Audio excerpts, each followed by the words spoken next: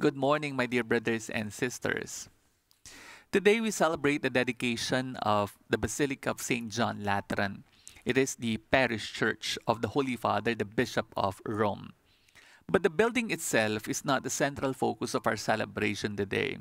Church buildings, even ancient and beautiful ones, are only of limited value.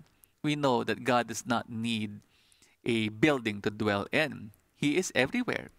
But he chooses certain physical places to reveal himself.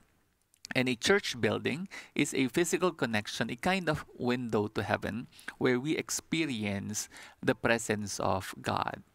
The mystical vision of the prophet Ezekiel in our first reading today helps us to understand this deeply.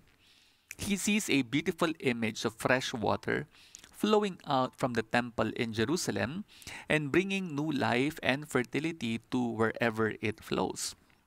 This fresh and clean water flows east into the Dead Sea and makes it fresh again. Wherever the river flows, every sort of living creature that can multiply shall live, and there shall be abundant fish, for wherever this water comes, the sea shall be made fresh. And again, along the banks of the river, fruit trees of every kind shall grow. Their leaves shall not fade, nor their fruit fail. It is an image of the Temple of Jerusalem as a source of life for all. So this imagery helps us to understand how we receive fullness of life from the Lord whenever we enter His presence, which is the purpose of a church.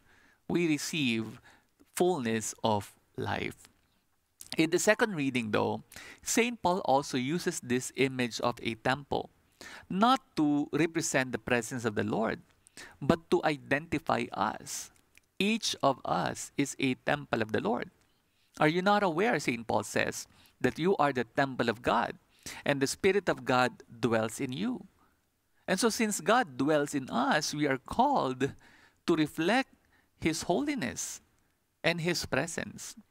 We ought to build the temple that is our bodies only on the foundations of Christ. And in the language of the gospel today, we stop turning this temple that is our bodies into a marketplace. So we are called to defend the holiness of the temple. The temple as in the church, but also the temple as our body. Defend the holiness of our bodies as temples of God. Preserve its purity, for God dwells in our bodies.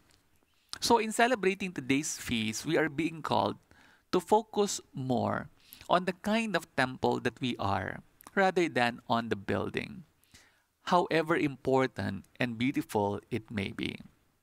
In the beginning, there were no churches. People met in each other's homes for the Eucharist. Church buildings became necessary because of growing numbers. In fact, if St. John Lateran, St. Peter's, and all the beautiful churches in the world were to collapse into ruins, the real temple of God would continue. That would not collapse. For as long as we keep our bodies sacred and pure, through whom people can see Christ, the church, the temple of Christ, remains present. Amen.